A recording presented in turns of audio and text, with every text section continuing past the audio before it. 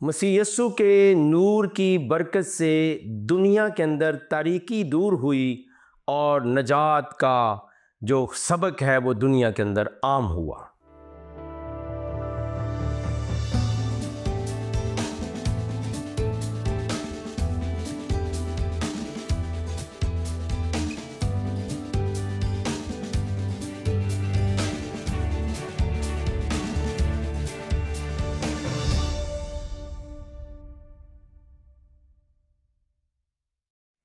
Programme दोस्ती का हाथ भाई सदीक के साथ मैं हूं आपका मेज़बान पास्टर सदीक पॉल। आप सबों की खिदमत में अस्सलाम वालेकुम, शालोम और सलाम। नाज़रीन, अपने आज के प्रोग्राम का आगाज़ हस्ब साबिक इस दुआए खैर के साथ करते हैं कि आप जहां कहीं पर भी हों सलामती के साथ हों और खुदा ताला की ज़ात कुद्दूस आपको और आपके घराने को बड़ी बरकत दे। हमारा मौजू है और सिलसिला गुफ्तगू है तबसराए बुखारी शरीफ, और चूँकि आप पिछले कई हफ़्तों से तबसराए बुखारी शरीफ सुन रहे हैं और आज हम उम्मीद वासिक रखते हैं, हमारा ईमान है कि पहली जिल्द, चूँकि ये मैंने अभी बुखारी शरीफ आपको दिखाई है, ये पहली जिल्द के ऊपर आज हमारा तबसरा मुकम्मल हो जाएगा। आने वाले हफ़्तों के अंदर मेरा ईमान है कि हम दूसरी जिल्द और फिर तीसरी जिल्द और इस तरह से रहती दुनिया तक पूरी बुखारी शरीफ के ऊपर जो तबसरा है वो आप जब भी आज अगर प्रोग्राम में शामिल हैं, आप देख रहे हैं, तब भी अगर आने वाले दिनों में ये नस्लें सुनेंगी तो उनके पास ये एक जामिया प्रोग्राम और मालूमात का ज़ख़ीरा और तबसरा मौजूद होगा, जिसकी बुनियाद पर वो ख़ुद अपने इल्मी इस्तिदाद को बढ़ाकर दूसरों के साथ सच्चाई को शेयर कर सकेंगे। आइए हम आगे बढ़ते हैं और सिलसिला गुफ्तगू को हम तबसराए बुखारी शरीफ में समोते हुए आज हम सफ़ा नंबर जो है वो 826 और 27 के ऊपर हम तबसरा करेंगे कि वहाँ जो अहादीस हैं। सफ़ा नंबर 826 और फिर 827 के ऊपर कुछ अहादीस हैं, उनके ऊपर हम तबसरा करेंगे। मैं आपसे ये अर्ज़ कर दूं कि जिन अहादीस को मैं आपके सामने पढ़ के फिर तबसरा करूँगा, ये अमूमी हालत में मैं पूरी दलील के साथ जुरत के साथ कहता हूँ, आप यूट्यूब पे जाइए और पैगम्बर इस्लाम रोज़े की हालत में उनका रवैया क्या होता था, ये टॉपिक देखिए, आपको ये हदीस वहाँ नज़र नहीं आएगी।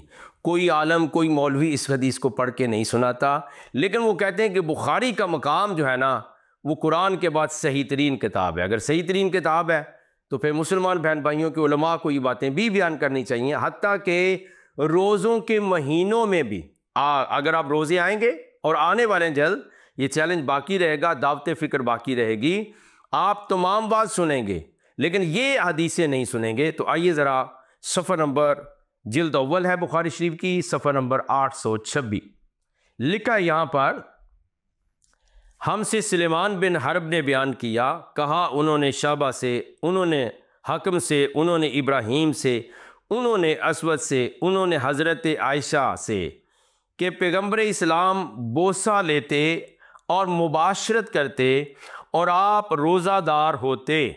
अगर आप ये बात नोट कर लेंगे कि ये हदीस कहाँ पर मौजूद है जी, वॉल्यूम 1 है, जिल्द अव्वल है, सफ़ा नंबर 826 के ऊपर ये हदीस मौजूद है और हज़रत आयशा इसकी रावी हैं। वो कहती कि पैगम्बर इस्लाम बोसा लेते, मुबाशरत करते और आप रोज़ादार होते थे। कानन नबियो युकबलो व युबाशिरो वहुवा साइमुन, यानी आप चूमते भी, आप मुबाशरत भी करते। ये जो युकबल का लफ्ज़ आया है ये चूमने के लिए है, और फिर युबाशिरो वहुवा साइम, यानी आप रोज़े की हालत में होते। और उर्दू तर्जमा भी यही किया गया है कि पैगम्बर इस्लाम जनाब आयशा फरमाती हैं कि वो बोसा लेते यानी चूमते और मुबाशरत करते और आप रोज़े में होते या आप रोज़ादार होते थे। ये हदीस याद रखिए कि किस तरह से मैं आपके लिए हैरानी का इजहार करूंगा कि मौलाना साहब इंतहाई चालाकी के साथ आपको बेशुमार बातें बताएंगे, लेकिन ये हदीसें रोज़ों में पढ़ के भी नहीं सुनाएंगे। आइए ज़रा एक और हदीस मैं आपको सुना लूँ पहले, फिर मैं बाइबल मुक़द्दस की तरफ भी जाऊँगा। यहाँ पे लिखा है कि हज़रत आयशा ने कहा कि पैगंबर अपनी बास बीवियों का बोसा लेते और आप रोज़ेदार होते, फिर हंस दी, यानी वो मुस्कुरा दी। इसके बाद ठीक है जी, ज़रा बात ऐसी थी। फिर एक और हदीस है कि यहाँ पर लिखा है कि पैगंबर के साथ उनकी बीवी जो है वो लेटी हुई थी। इतने में कहती मुझको हैज़ आ गया, मैं चुपके से भाग निकली और हैज़ के कपड़े संभाले। आपने पूछा क्या हुआ, क्या हैज़ आ गया? मैंने अर्ज़ किया जी। फिर मैं चादर में आपके साथ घुस गई और उम्मे सलमा और पैगंबर इस्लाम दोनों मिलकर एक ही बर्तन से गुस्ल किया करते थे और पैगंबर रोज़े में उनका बोसा लिया करते। ये जनाबन मैंने आपको हदीसें सुनाई हैं। और ये हदीसें इतनी नहीं हैं, ये हदीसें मुस्लिम शरीफ के अंदर भी हैं, आप पढ़ सकते हैं। ये हदीसें जो हैं अबू दाऊद के अंदर भी हैं, तिरमिज़ी के अंदर भी हैं, इब्ने माजा के अंदर भी हैं और नसाई शरीफ के अंदर भी हैं और हत्ता के मिशकात शरीफ के अंदर भी हैं और भी कई जगहों पर। लेकिन तमाम सही तरीन जो हदीस की किताबें जिन्हें सिहा सित्ता कहा जाता है, यानी 6 सही तरीन किताबें, और उनमें से जो चोटी की किताब है वो इमाम बुखारी की बुखारी शरीफ, कुरान के बाद इसका दर्जा है और मुस्लिम शरीफ और सारी हदीस की किताबों में मौजूद है। लेकिन चूँकि ये प्रोग्राम जो है हम तफसीर बुखारी शरीफ मुसलमानों के रोज़ों से पहले कर रहे हैं, माह रमज़ान से पहले कर रहे हैं। आज जितने प्रोग्राम को सुन रहे हैं और बाद में सुनेंगे वो उनसे पूछ सकते हैं, आप मसाजिद के खुतबात सुन सकते हैं। कोई मौलवी साहब, कोई अलामा, कोई मुफ्ती, कोई मुसलमान जो है ये हदीसें पढ़ता हुआ नज़र नहीं आएगा, हालांकि ये तो बुखारी के अंदर मौजूद है। तो जनाब आपने सुना कि इस तरह की हालत में भी, यानी रोज़े की हालत में, हालांकि रोज़ा नफ्स की ख्वाहिश को रोकने का नाम है और रोज़े की सही तारीफ भी ये है कि अपनी ख्वाहिश से जिस्म के उन तमाम नफसानी ज़रूरतों से, जना से, जमा से और फिर बेईमानी से, झूठ से और पानी से, रोटी से अपने आप को थोड़ा परे रखना और पाबंद रखना कि ये चीज़ें वो नहीं करेंगे रोज़े की हालत में। आइए ज़रा रोज़े का मैं अक्स बयान करूँ जनाब खुदावंद यस्सु अल मसीह की ज़ुबान अक़दस से, और आप हैरान होंगे कि रोज़ा जो है वाक़अतन किस तरह का रखना चाहिए। लेकिन पहले मैं हज़रत यशाया नबी की मार्फत रोज़ा पढ़ के सुनाता हूँ। आप पूरे कुरान शरीफ में इस तरह का बयान नहीं, पूरी हदीसों में आपको बयान नहीं मिलेगा। आप यशाया नबी की किताब और उसका चैप्टर नंबर 58 है, वहाँ पे लिखा है कि उसकी तीसरी आयत से पढ़ा हूँ। वो कहते हैं हमने किस लिए रोज़े रखे जबकि तू नज़र नहीं करता, और हमने क्यों अपनी जान को दुख दिया जबकि तू ख्याल में नहीं लाता। देखो तुम अपने रोज़ा के दिन में अपनी खुशी के तालब रहते हो। खुदा ने पहले नबी की मार्फत ये फरमा दिया और सब तरह की सख्त मेहनत लोगों से कराते और कहते यार मुझे तो रोज़ा लगा हुआ। अमूमन हमारे मुसलमान बहन भाई रोज़े का इश्तिहार देते हैं तो कहते हैं जी कि और सब तरह की सख्त मेहनत लोगों से कराते हो। देखो तुम इस मकसद से रोज़ा रखते हो कि झगड़ा गिरा करो और शरारत के मुक्के मारो। बस अब तुम इस तरह का रोज़ा नहीं रखते कि तुम्हारी आवाज़ आलमे बाला पर सुनी जाए। क्या ये वो रोज़ा है जो मुझको पसंद है? खुदा कहता है ये वो रोज़ा है, ऐसा दिन कि उसमें आदमी अपनी जान को दुख दे और अपने सर को झाऊ की तरह झुकाए और अपने नीचे टाट और राख बिछाए। क्या तू इसको रोज़ा और ऐसा दिन कहेगा जो खुदावंद का मकबूल हो? क्या वो रोज़ा जो मैं चाहता हूँ ये नहीं कि जुल्म की जंजीरें तोड़े और जुए के बंधन खोलें और मजलूमों को आज़ाद कराएं, बल्कि हर एक जुए को तोड़ डालें? क्या ये नहीं कि तू अपनी रोटी भूखों को खिलाए और मस्कीनों को जो आवारा हैं अपने घर में लाए, और जब किसी को नंगा देखे तो उसे पहनाए, और तू अपने हम जिनसे रूपोशी ना करे? तब तेरी रोशनी सुबह की मानंद फूट निकलेगी और तेरी सेहत की तरक्की जल्द जाहिर होगी। तेरी सदाकत तेरी हरावल होगी और खुदावंद का जलाल तेरा चंडावल होगा। तब तू पुकारेगा और खुदावंद जवाब देगा। तू चिल्लाएगा, वो फरमाएगा मैं यहाँ हूँ। अगर तू बस यहाँ पर एंड करते हैं, कोई काफ़ी लंबी बात है कि रोज़े का जो तसव्वुर है, आपने देखा है यसाया नबी की मार्फत क्या रोज़ा है, और यहाँ जनाब आपको पता है कि सहरी भी दबा के करनी है और अफ्तारी भी दबा के करनी है, और दूसरों का हाल नहीं बल्कि अपना ही। आइए बाज़ुबान यस्सु मसीह, खुदावंद यस्सु मसीह की कुदरत भरी ज़ुबान से हम रोज़े का बयान सुनते हैं कि आपने इंजील शरीफ के अंदर रोज़े के मतलब क्या फरमाया। यहाँ पे लिखा है छठा बाब मत्ती की इंजील शरीफ उसकी 16वीं आयत, और जब तुम रोज़ा रखो तो रियाकारों की तरह अपनी सूरत उदास ना बनाओ, क्योंकि वह अपना मुंह बिगाड़ते हैं ताकि लोग उनको रोज़ादार जाने। मैं तुमसे सच कहता हूं कि वह अपना अजर पा चुके। बल्कि जब तू रोज़ा रखे तो अपने सर में तेल डाल और मुंह धो, ताकि आदमी नहीं बल्कि तेरा बाप जो पोशीदगी में है तुझे रोज़ादार जाने। इस सूरत में तेरा बाप जो पोशीदगी में देखता है तुझे बदला देगा। यह है जनाब रोज़ा और रोज़े की तारीफ। अगर इस्लाम से वैसे ज़ाहरी ट्रेडिशनल रवायती तरीके पूछोगे, वो कहते जी हम खा नहीं सकते, पी नहीं सकते, नफ्स की ख्वाहिशों के ऊपर कंट्रोल है, जिस्म की और दिल की जो बुरी ख्वाहिशें उनके ऊपर भी कंट्रोल है, और हमारा नज़र का भी रोज़ा है, हर चीज़ का रोज़ा है। तो जनाब ये फिर बुखारी शरीफ के अंदर जो आपने सुना है उसको आप ख़ुद से भी अपनी रिसर्च को आगे बढ़ाकर देख सकते हैं, पढ़ सकते हैं। फिर हम सफ़ा नंबर 864 पर चलते हैं, और वहाँ भी आपको मैं एक हदीस सुनाता हूँ, क्योंकि हमने ये जब प्रोग्राम शुरू किए थे तफसीर बुखारी शरीफ, तो हमने अर्ज़ किया था कि हम अपनी तरफ से कुछ नहीं कहेंगे। तो सफ़ा नंबर 864 है बुखारी शरीफ पहला वॉल्यूम। यहाँ पे हदीस है जी कि हज़रत आयशा ने कहा, जो पैगम्बर इस्लाम की बीवी थी, कि पैगम्बर इस्लाम इत्काफ़ की हालत में मस्जिद में रहकर अपना सर मेरे हुजरे के अंदर कर देते, मैं आपके सर में कंघी कर देती और इत्काफ़ की हालत में बग़ैर ज़रूरत के घर में ना आते। ये पहली हदीस है। दूसरी हदीस क्या है जी, कि लिखा है कि हज़रत आयशा से उन्होंने कहा कि मैं हैज़ की हालत में होती, यानी जो औरतों के मखसूस अयाम होते हैं, और पैगम्बर इस्लाम मुझसे मुबाशरत करते, और इत्काफ़ की हालत में आप अपना सर मस्जिद से बाहर निकाल लेते, मैं उसको धो देती और मैं हैज़ा होती। अब लोग कहेंगे जी इसके ये मानी है जो पहले हमने हदीसें सुनाई थी कि आप रोज़ा की हालत में युकब्बिलो व युबाशिर, यानी मुंह चूमते, बोसा लेते अपनी औरतों का और मुबाशरत भी करते थे। और इस हदीस में भी यही लिखा है, कानन नबी सल्लल्लाहु अलैहि वसल्लम युबाशिरूनी वना हाइज़ व अना हाइज़, कि मैं हैज़ से होती थी और वो मुझसे मुबाशरत करते थे। अब अल्टीमेटली जी आप ख़ुद से अंदाज़ा लगाएंगे किस तरह उलमा से जब पूछते हैं वो कहते नहीं जी वो कपड़ा बांध लेते थे हैज़ की हालत में मुबाशरत।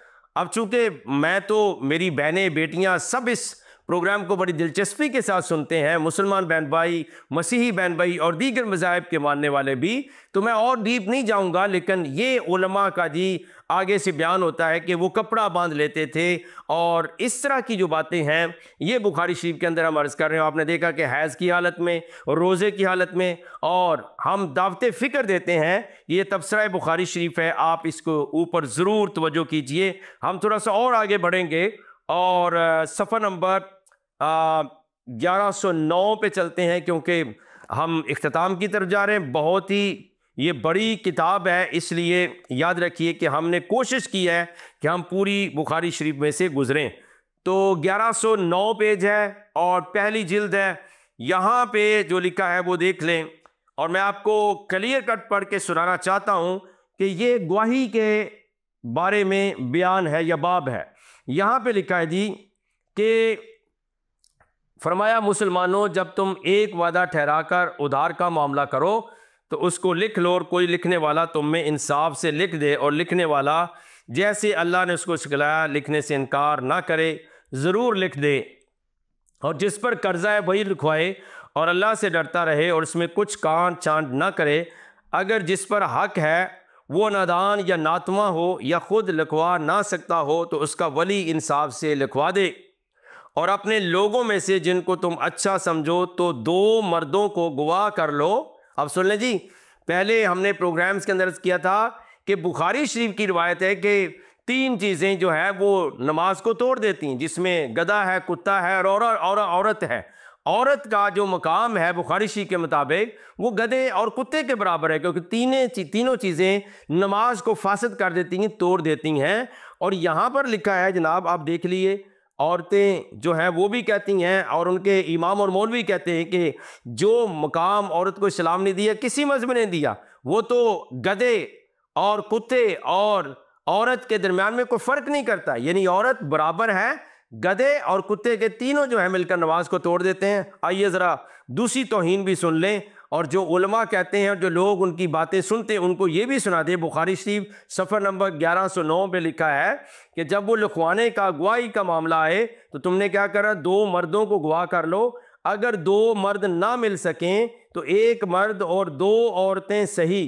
दो औरतें इसलिए कि शायद एक भूल जाए तो दूसरी उसको याद दिला दे, और जब गवाही के लिए उसको बुलाए जाएं तो जाने से इनकार ना करे। जनाब मान, बात ये लिखी है कि एक दो औरतें मिलकर एक मर्द के बराबर हैं, और वजह क्या दी है कि शायद अगर औरत एक भूल जाए तो दूसरी उसको याद दिला देगी। हमने तो पिछले प्रोग्राम्स के अंदर ये भी कहा था कि पैगंबर ने शब कदर का लोगों को बताना था।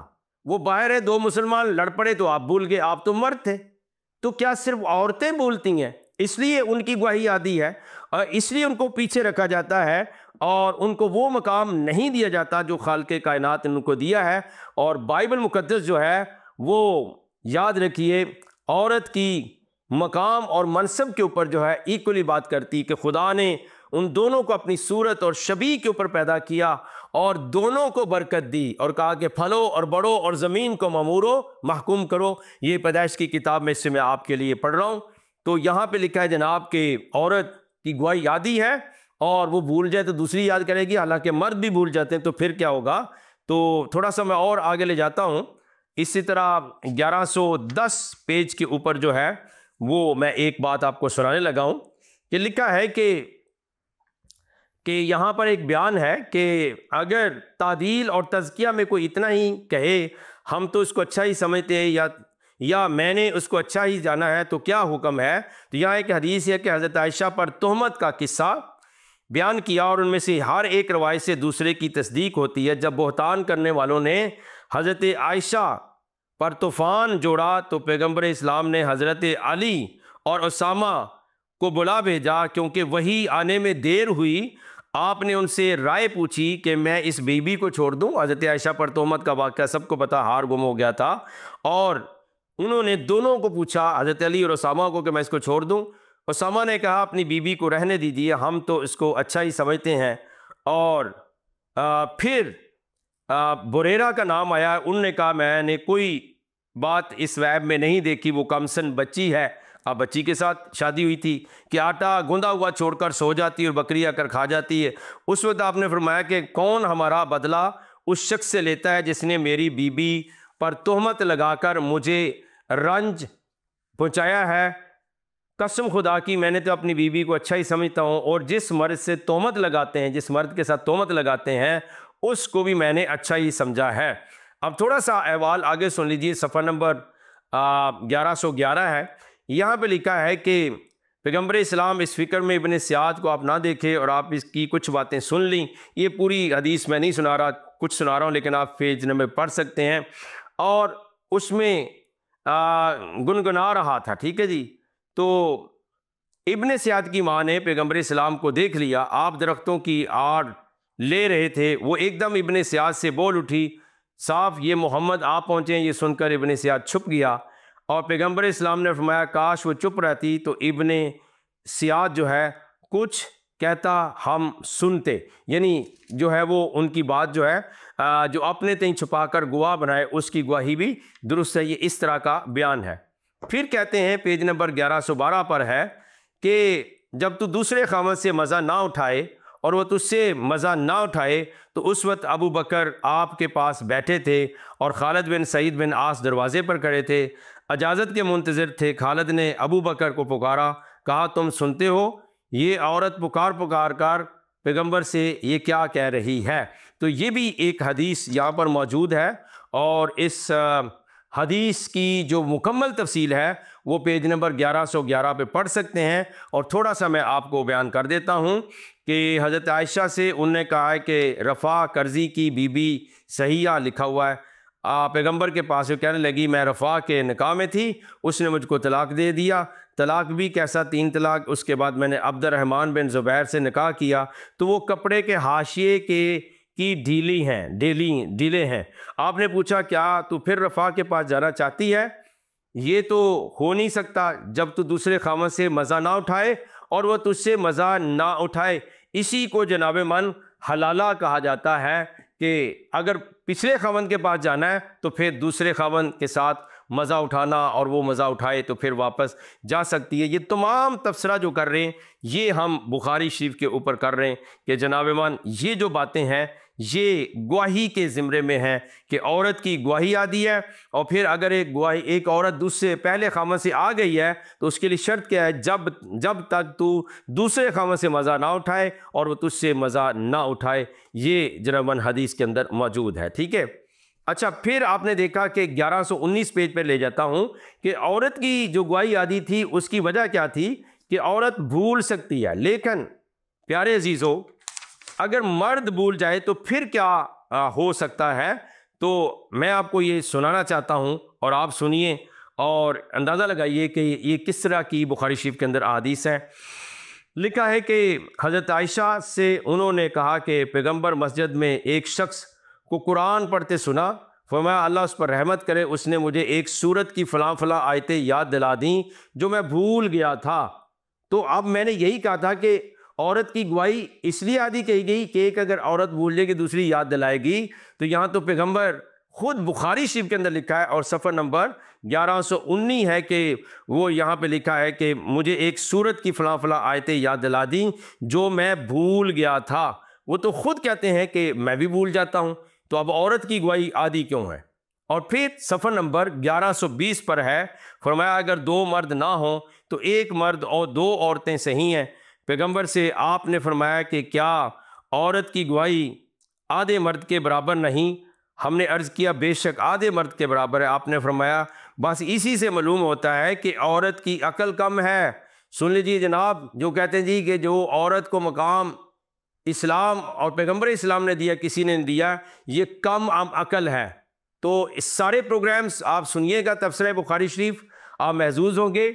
एक जगह पर यह है कि नमाज को 3 चीज़ें तोड़ देती हैं, गधा, कुत्ता और औरत। फिर औरत की गवाही आदि है क्योंकि वो भूल जाती है। फिर औरत जो है कम अकल भी है, हालांकि पैगंबर इस्लाम की अभी हदीस सुनाई वो खुद भूल गए थे और बहुत से लोग भूल जाते हैं, मर्द भी भूलते हैं। लेकिन याद रखिए कि ये है तफसीर बुखारी शरीफ और हम ईमान रख रहे हैं कि आप इससे यकीनी तौर पर सीख के लोगों के साथ बात करने के लिए जो है वो अपने अंदर हौसला रखेंगे।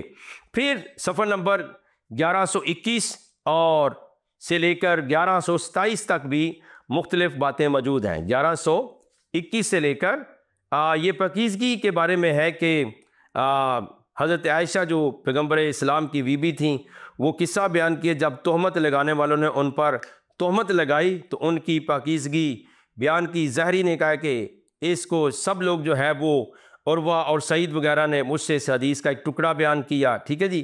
तो खैर ये एक लंबी हदीस है। और फिर पैगंबर इस्लाम ने कहा कि जब सफ़र पर जाना चाहे तो अपनी बीबियों पर कूड़ा डालते और जिसके नाम का पांसा निकलता उसको साथ लेकर जाते। तो इस तरह की भी ये सारी रवायतें मौजूद हैं। लेकिन मैं आपको लेकर जा रहा हूँ सफ़र नंबर 1123 के ऊपर। यहाँ पे लिखा है कि जब उन्होंने अपना ऊँट बैठाया उसके साथ एक हाथ पर पाँव रखा, मैं ऊँट पर चढ़ गई और पैदल ऊँट को खींचते हुए चले और काफ़िला में उस वक्त पहुँचे जब ठीक दोपहर लोग आराम लेने को उतर चुके थे। अब जिसकी किस्मत में तबाही थी वो हुआ, यानी हज़रत आयशा वाला वाक़या। तोहमत लगाने वालों का सरदार अब्दुल्ला बिन अबी बिन सलोल मुनाफिक बना। खैर मैं मदीने में आई और 1 महीना तक बीमार रही। लोग इस तूफ़ान का चर्चा करते रहे। मैं तो बीमार थी। मुझको शक यूँ पैदा हुई कि पैगंबर की वो मेहरबानी मैंने ना पाई जो बीमारी की हालत में मुझ पर हुआ करती थी। आप सिर्फ़ अंदर आते और सलाम अलैक करते और ये पूछकर चले जाते कि अब कैसी है। मुझे इस तूफ़ान की खबर ना होती तो मैं बहुत नातवा हो गई। अब याद रखिए कि यहाँ पर मामला ये हुआ था कि हालांकि पैगंबर ने छोड़ देने का उनको इरादा कर लिया था, और फिर आखिरी हदीस में लिखा इख्तिताम में, ये तो ज़माने का दस्तूर है जहाँ किसी मर्द को कोई गोरी चिट्टी खूबसूरत औरत मिली और मर्द को उससे मोहब्बत हुई तो उसकी शौकनें इस किस्म की बातें बहुत किया करती हैं। तो मर्दों की खसलत भी बता दी गई है और फिर सब कुछ है। लेकिन याद रखिए एक वाक़या हुआ था, बाइबल मुक़द्दस के इब्तदाई हिस्से में है कि जनाब यूसुफ जो बज़ारी तौर पर जनाब मुक़द्दसा मरियम के मगेतर थे, उन्होंने चुपके से छोड़ देने का इरादा किया था, लेकिन खुदा का फरिश्ता उस पर आया और उसने गवाही दी कि इसको जो है वो आप नहीं छोड़ सकते, क्योंकि जो कुछ इसके पेट में है वो रूहुल कुद्स की कुदरत से है। लेकिन जब जनाब आयशा पे तोहमत लगी थी, बहुत बड़ा प्रॉब्लम था, पैगंबर परेशान, हज़रत आयशा परेशानी, छोड़ देने का इरादा किया और सारे मामलात हुए और बड़ी नाराज़गी और परेशानी और दीगर बीवियों के अंदर भी वो सारा खलफशार था। तो ये जनाब मन बात है कि हम तफसीर बुखारी शरीफ कर रहे हैं, लेकिन आप इसके ऊपर जो है मज़ीद भी रिसर्च कर सकते हैं। हम यकीनी तौर पर जो है वो बातें कर रहे हैं, लेकिन हम आपको दावत भी देते हैं कि आप ख़ुद से भी बहुत सारी बातों को पढ़ें, और जब आप पढ़ेंगे तो आपको और भी मालूमात होती चली जाएंगी। इख्तितामी तौर पर याद रखिए कि बहुत सारी ऐसी बातें हैं जो मुशरिकों के साथ जो है वो शर्त, जब सुलह हुदैबिया हो रही थी तो लिखा है कि मत लिखो मोहम्मद अल्लाह के रसूल है, अगर तुम अल्लाह के रसूल होते तो हम तुमसे क्यों लड़ते। आपने अली से फरमाया अच्छा रसूल का लफ्ज़ मिटा दे, उन्होंने कहा मैं तो इसको नहीं मिटूंगा। आखिर पैगंबर ने अपने हाथ से जो है वो उसको मिटा दिया। अब मुझे बताइए कि ऐसा जो वाक़या है मुसलमानों के यहाँ, अगर कोई बेचारा ऐसा जो जानता भी नहीं है उससे अनजाने में कुछ हो जाए तो उसको मार दिया जाता है। हालांकि पैगंबर ने खुद अपने नाम के साथ रसूल का लफ्ज़ मिटा दिया था। आए हम दुआ मांगे। रब्बे कायनात, आसमान और ज़मीन के खालिक और मालिक, आसमानी रूहानी बाप यीशु मसीह के नाम से मुझे नाजरीन को बरकत दीजिए, हम सबों के साथ हों और अपनी वो बरकत दीजिए ताकि दूसरों को हम नजात तक ला सकें। यीशु मसीह के नाम के वसीले से मांगते हैं, आमीन सुम्मा आमीन। प्यारे दोस्तों, आप देख रहे हैं प्रोग्राम दोस्ती का हाथ भाई सदीक के साथ। अगले हफ्ते फिर मिलेंगे, तब तक के लिए इजाज़त। खुदा आपको बहुत बरकत दे।